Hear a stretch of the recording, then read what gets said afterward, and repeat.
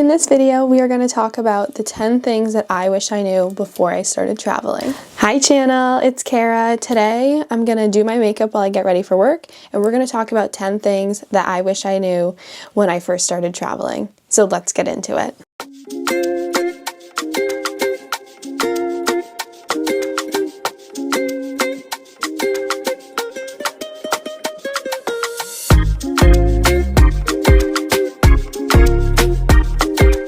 I grew up in a family that traveled a lot, but I didn't start traveling alone until I was probably 18, 19, 20s. And so there was definitely a learning curve, not only for packing, but just being in a different country or a different state by yourself, and you're the one in charge. You're not just like falling behind your mom or dad. So there's just a bunch of things that I've picked up on that I feel like we need to chat about. Number one is you need a travel credit card. This will help you build credit because I'd imagine you're around the same age as me. You're in your late teens, early 20s, just starting out traveling, and you need to build credit. And the best way to do this is to get a travel credit card, because not only are you going to be building your own credit, but you're going to be getting points towards flights, hotels, and just money. So having a travel credit card that has good points for when you're booking hotels or booking flights, where it's like ×5 if you book through JetBlue, that will save you so much money. I have the Capital One Venture card, the travel venture card, and I love mine. I do not use my debit card for anything, even when I'm at home and I go to like the grocery store or I purchase anything. I put everything on my card because then you get points. Do not use your debit card. I mean, of course, you need to be spending responsibly.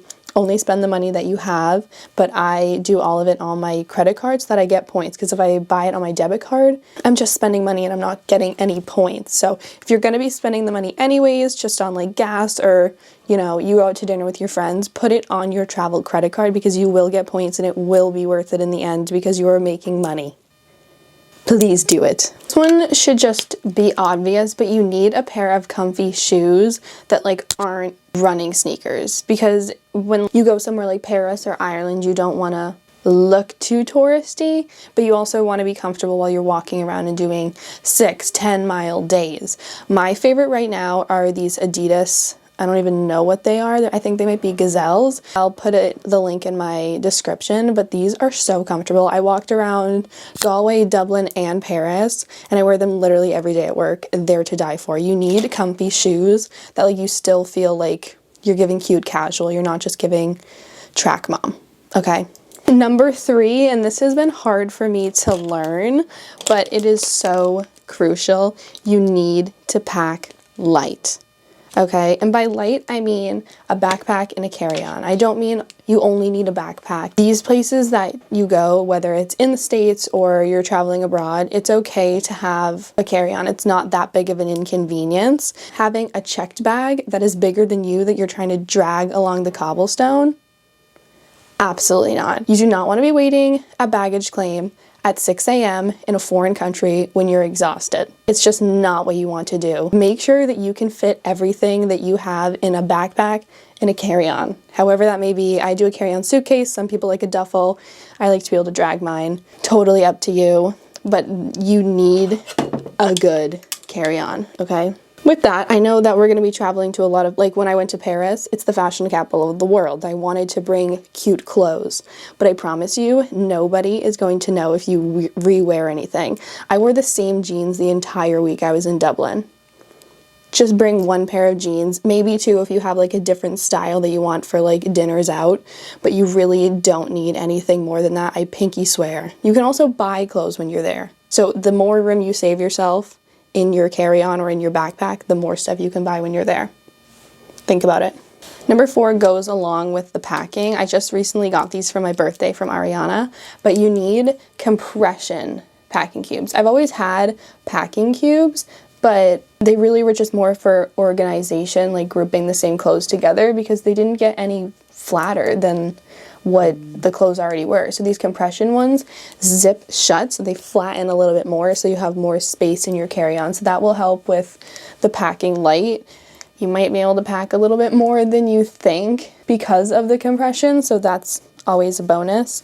But try out the packing cubes. See if you like them. Some people just like to roll their clothes, but it's whatever works best for you. Sometimes I use them, sometimes I don't, but if you're gonna get packing cubes, get the compression ones. Last thing about packing, and this is not an ad at all, this is just me loving this product. You need this Bag Smart carry-on backpack. It is the best thing. I literally have just purchased it before I went to Paris, and this backpack changed my life. It can fit so much, and it's shaped like a suitcase, so you can lay everything in there flat rather than trying to jam it into a backpack. This thing is to die for. I will also put the link in my description so you can have it. I get no commission for this, okay? I'm just telling you this is my favorite backpack of all time. I told Ariana to get it and she loves it. I'm telling you guys, I literally have it packed right now for my weekend in Boston. This backpack, it can probably do like 3-day trip with makeup and dop kit. I don't care what I shove in here. I can always zip it shut even if it's overflowing. This backpack, to die for.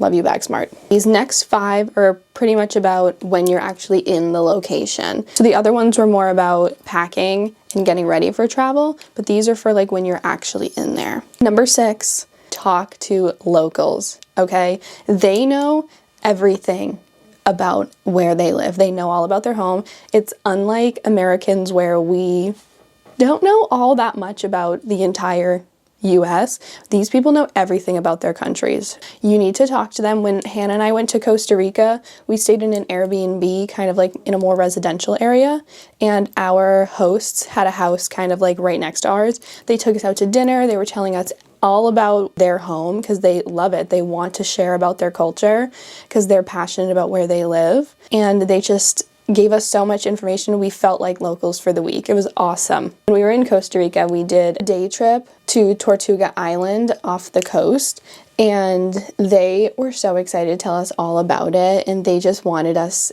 to enjoy the day with them, and they wanted to make plans afterwards because they just wanted to keep showing us about their country because they just love it so much. So don't be afraid to talk to locals. They are more friendly than you think. People just make it seem like you should be scared to talk to locals because they don't like tourists. It's not always true. They love sharing about where they're from.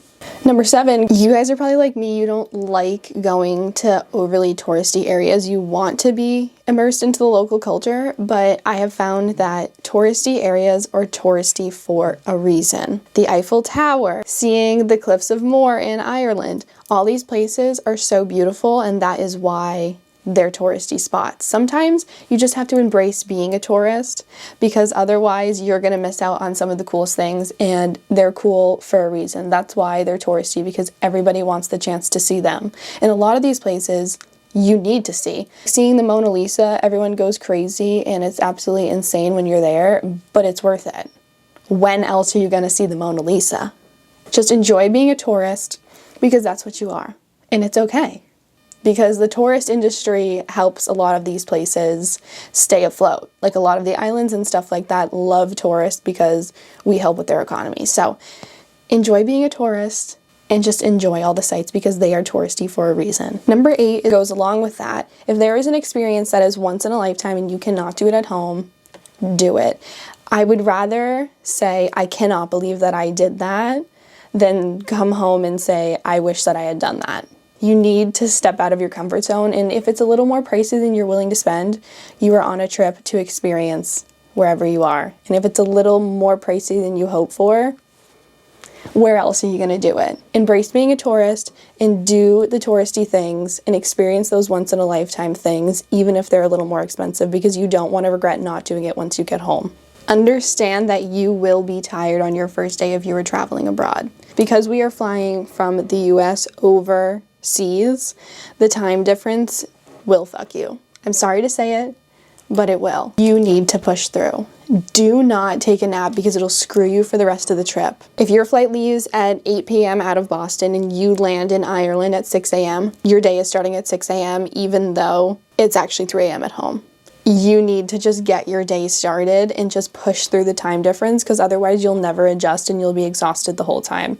Being exhausted for the first day is much better than being tired for your entire week. Push through, you'll be fine. I pinky swear, just go to bed at 7 or 8 that night and you will wake up the next day ready to explore wherever you are. You will be tired, you will be fine. Number 10 is not for everyone, but it is something that I have found that I absolutely love, and this is bringing a journal with you. I am a memory hoarder, a photo hoarder, all of the above. I don't want to forget a thing, so journals help me to write about all of my day experiences because it helps me remember the little things, and it helps me to remember how I was feeling, you know, and it's cool to look back on and be like, oh my God, I forgot about that moment with that local. I'm glad that I wrote that down because now I can remember about it, and I can just enjoy having this written down so that I can remember it forever.